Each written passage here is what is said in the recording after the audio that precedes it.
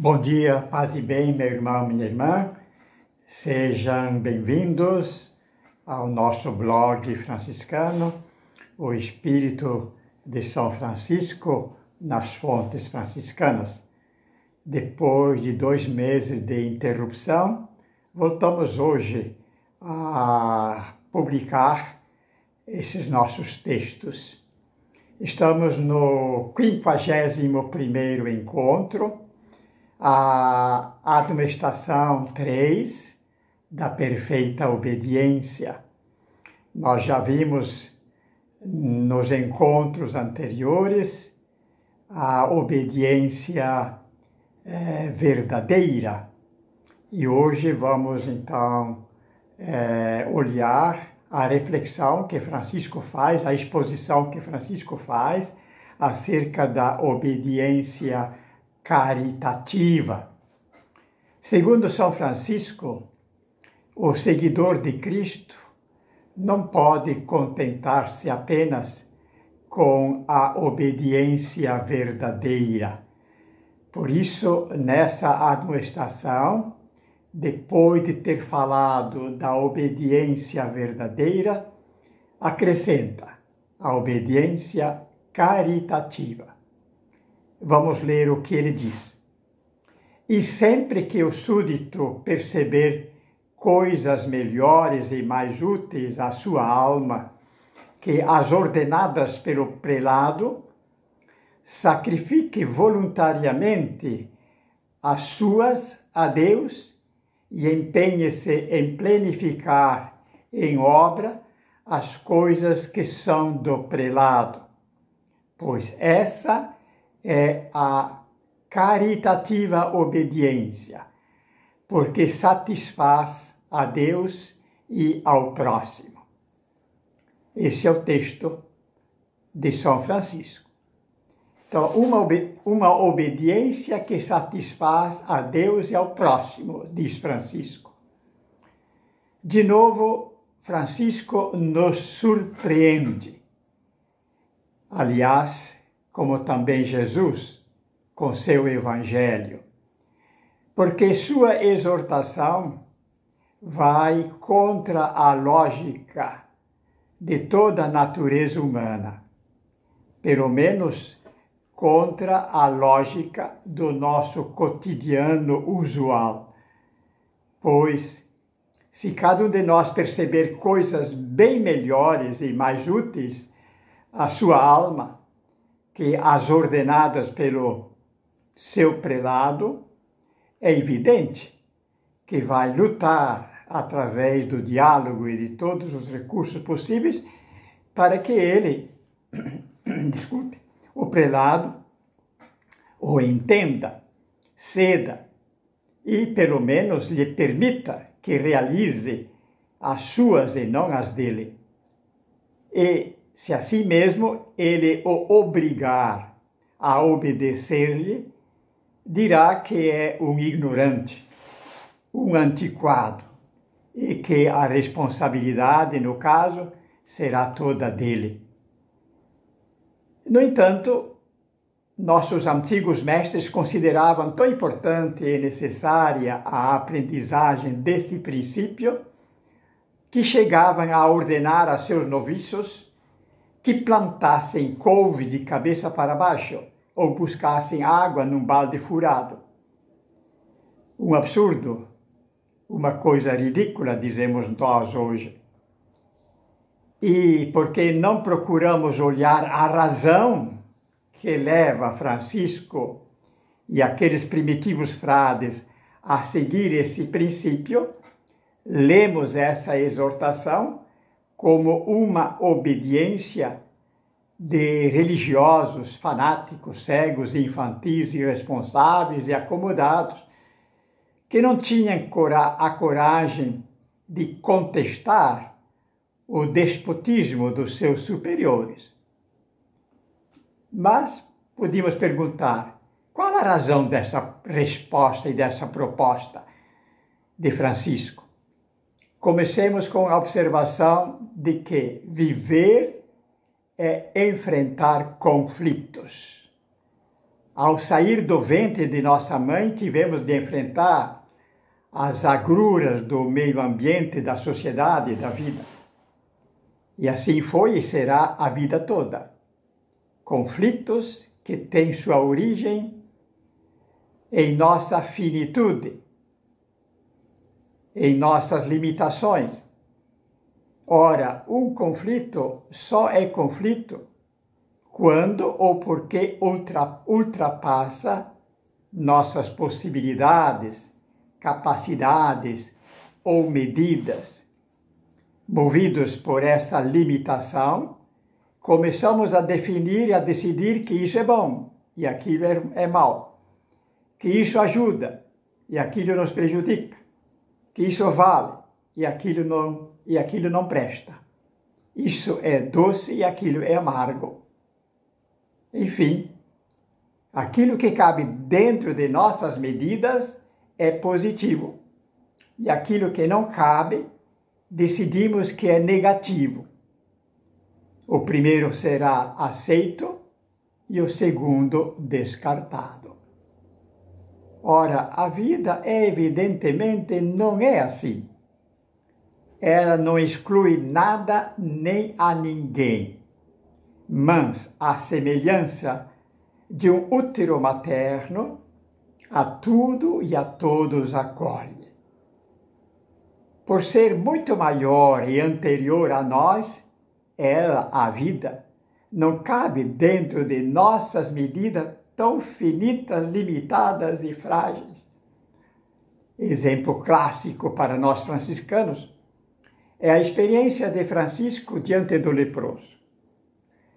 O leproso, como tal, não cabia nas medidas dele.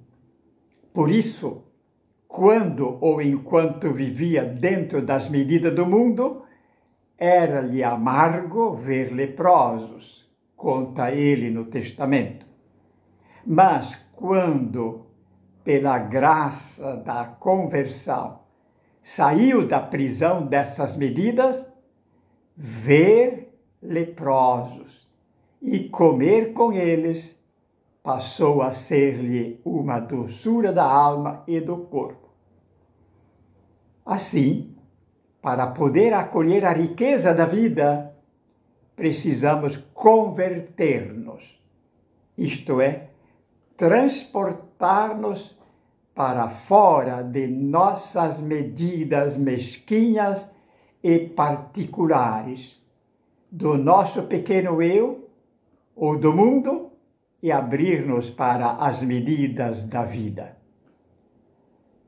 Em segundo lugar, a vida não julga. Numa floresta, as árvores mais altas não se vangloriam de sua altura diante das árvores menores, nem essas se consideram inferiores por serem mais baixas que as demais. Todas, maiores e menores, se consideram e se relacionam simplesmente no vigor da alegria de serem todas árvores. O contentamento por serem o que são é tão absorvente que não lhes sobra tempo para outros sentimentos ou devaneios impróprios e vazios. Recordemos mais uma vez que Francisco está falando para profissionais do seguimento de Cristo, cujo caminho não admite meio termo. Caminho que se assenta na radicalidade e na originalidade da gratuidade do sem porquê e nem para quê. Sem porquê e nem para quê é o modo de ser do Espírito, marca registrada, é a insígnia do homem, principalmente do seguidor de Jesus Cristo, da liberdade, portanto, do amor, enfim, o modo de ser do próprio Deus. Em verdade, esta administração está dentro da mesma dinâmica do mandamento maior de Cristo: aprender a amar nossos inimigos.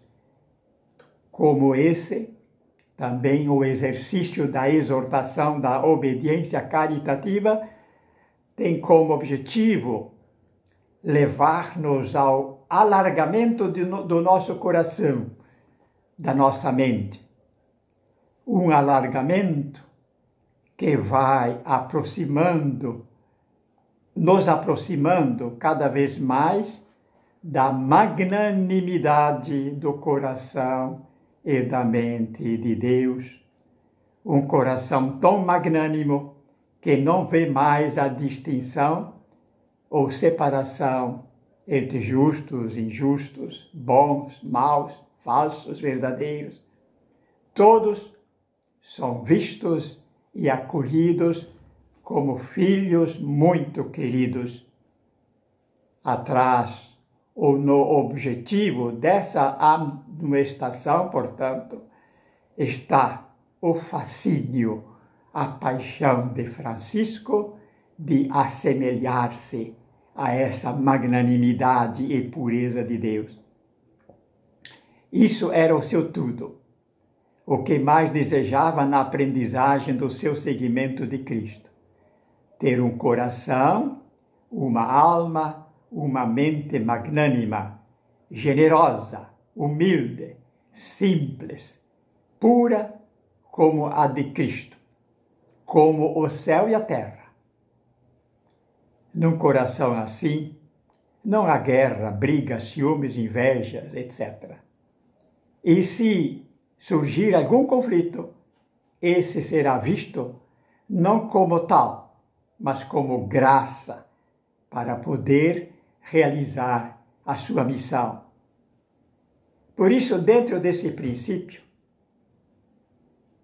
e dentro desse espírito, faz tudo o que o outro, o prelado, lhe mandar, desde que não seja contra a salvação de sua alma, isto é, que não seja contra a sua identidade de cristão ou franciscano, no caso. Assim, se o prelado o mandar que pregue contra um bispo ou papa, por exemplo, é evidente que jamais o fará, mas também jamais o abandonará ou deixará de amá-lo. Na vida do bem-aventurado Frei Egídio, temos uma narrativa bem ilustrativa acerca dessa obediência. Vamos ler. Certa vez, um frade encontrava-se em sua cela em oração, e o guardião ordenou-lhe que fosse esmolar pão. Pelo que, levantando-se com indignação, procurou Frei Egídio, que então morava naquele lugar, e disse-lhe: Pai, há pouco estava em oração na cela e o guardião ordenou-me que fosse mendigar pão. A mim parece que é melhor rezar do que mendigar. Disse-lhe Frei Egídio: Irmão, ainda não compreendeste o que seja a oração, pois a verdadeira oração é que o súdito faça a vontade do prelado. Até aqui a citação do Frei Egídio. Portanto, como, segundo o Evangelho, inimigo, na verdade, é nosso melhor amigo, também as contrariedades ou as coisas piores e menos úteis, vindas do prelado, são nossas amigas, porque nos ajudam a crescer e a amadurecer na virtude da obediência evangélica, a passar da obediência verdadeira para a verdadeira caritativa, que se concretiza na doação, no sacrifício.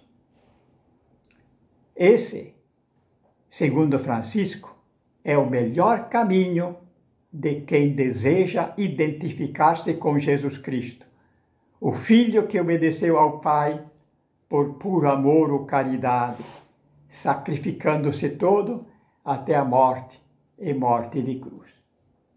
Leiamos o que diz São Paulo. Durante os seus dias de vida na terra, Jesus ofereceu orações e súplicas em alta voz e com lágrimas àquele que o podia salvar da morte, sendo ouvido por causa da sua reverente submissão. Embora fosse filho, ele aprendeu a obedecer por meio daquilo que sofreu. E uma vez aperfeiçoado, tornou-se a fonte de eterna salvação para todos os que lhe obedecem.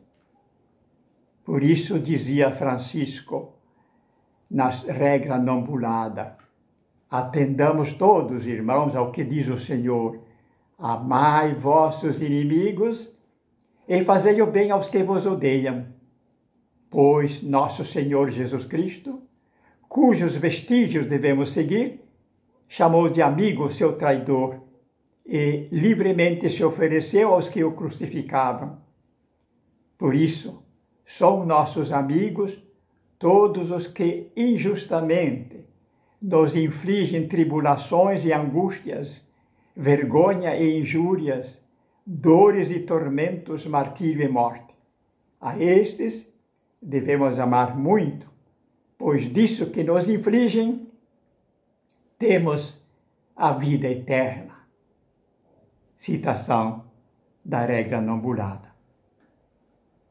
Como já dissemos, prelado aqui não significa apenas o irmão que no momento ocupa o cargo, a função de ministro, mas tudo quanto se nos apresenta como superior, ou seja, tudo aquilo que está para além ou acima das minhas possibilidades ou medidas, como, por exemplo, os votos para os consagrados, o sacramento da ordem para os sacerdotes, a promessa dos seculares, franciscanos seculares, o sacramento do matrimônio para os casados, e até mesmo um acidente, uma doença, um defeito, uma difamação ou calúnia.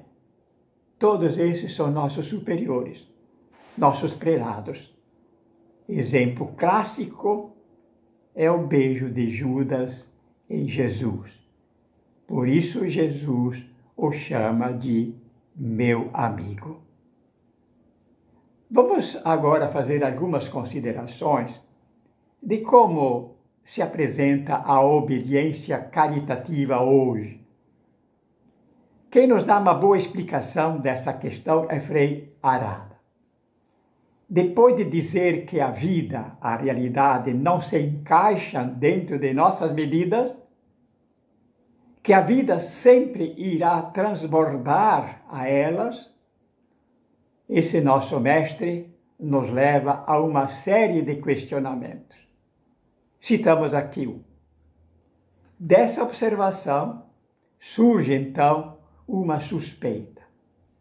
Será que a medida do nosso coração não se alarga na medida em que auscultamos, acolhemos o novo sentido proveniente da vida, da realidade, que está além, inesgotavelmente além da medida que nos damos a nós mesmos?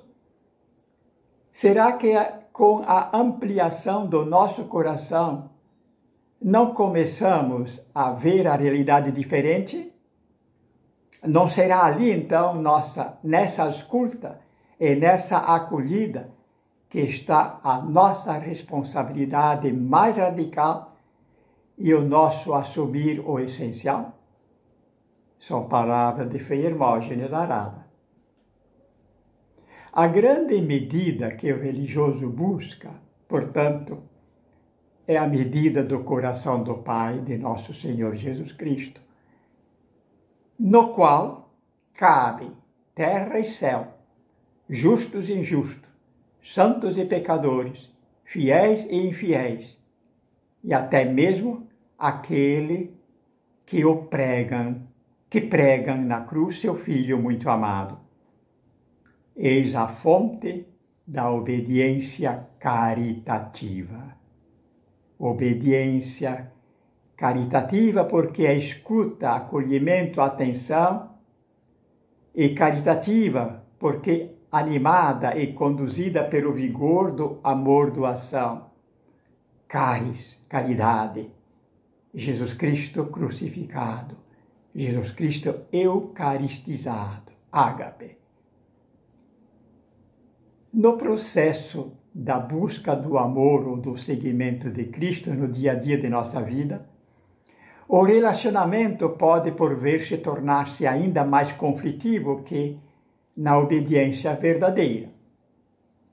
O que eu penso, desejo e quero é muito melhor do que aquilo que o prelado pensa, deseja e quer, ou do que a vida pensa e quer. Esse conflito, o próprio Jesus o experimentou. Por vezes, como nas tentações do deserto, na multiplicação dos pães, pensou que poderia realizar sua missão, salvando o mundo com soluções muito melhores do que a proposta pelo Pai, que é a cruz. Mas esse não era o plano, a vontade do Pai. Por isso, seguiu e abraçou, cheio de amor, de caridade, o caminho da vontade do Pai. Nós nos denominamos seguidores de Cristo, mas ignoramos ou não queremos fazer o que ele ensinou e fez. Esquecemos que ele nunca deu vez ao seu pequeno eu.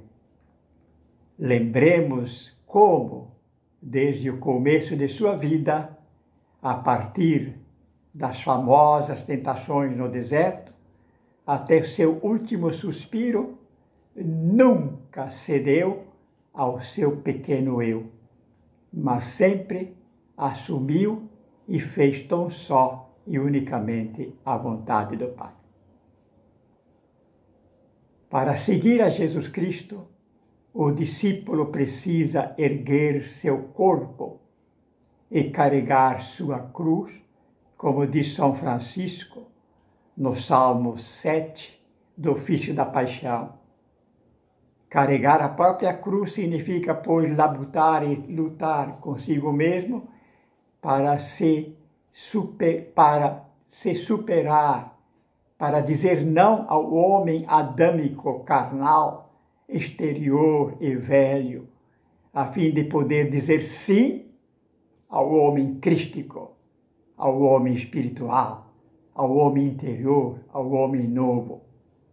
A cruz se nos apresenta inevitável, inexorável, porque a nossa cruz somos nós mesmos. Na imitação de Cristo, nós lemos: a cruz, pois, está sempre preparada e em qualquer lugar te espera. Não lhe podes fugir para onde quer que tu te voltes, pois em qualquer lugar a que fores, te levarás contigo e sempre encontrarás a ti mesmo. A cruz. Mas esse ódio ao pequeno eu se vira e se revela como o verdadeiro amor a si mesmo. Para amar o próximo, incluindo nisso o inimigo, é preciso odiar a si mesmo.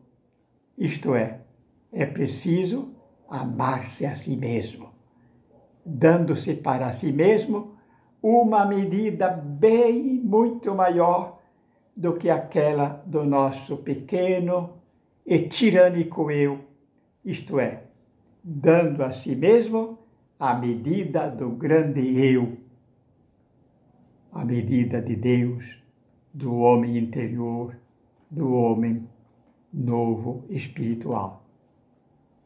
Como mãe distante de seu filho, muito mais Deus distante de nós, seus filhinhos prediletos, tem a necessidade de fazer tudo para estar conosco e para que nós tenhamos a possibilidade de estar com Ele. Quem compreendeu muito bem e sentiu de modo muito intenso e profundo a nobreza humilde desse mistério foi, mais uma vez, São Francisco, como lemos nesta passagem. Tomado pelo Espírito da paixão do Senhor. É muito bonito isto. Logo que ouvia falar do amor do Senhor, ele se empolgava. Ficava comovido e inflamado, como se a voz que ressoava exteriormente fosse um arco a fazer vibrar internamente as cordas do seu coração, e exclamava: eis porque é necessário amar muito aquele que muito nos amou. Eis, meu irmão, minha irmã, a riqueza desta administração, ou melhor, da segunda obediência, a obediência caritativa. No próximo encontro, nós iremos continuar lendo, refletindo esta administração com a última parte, a obediência perfeita. Um grande abraço, paz e bem.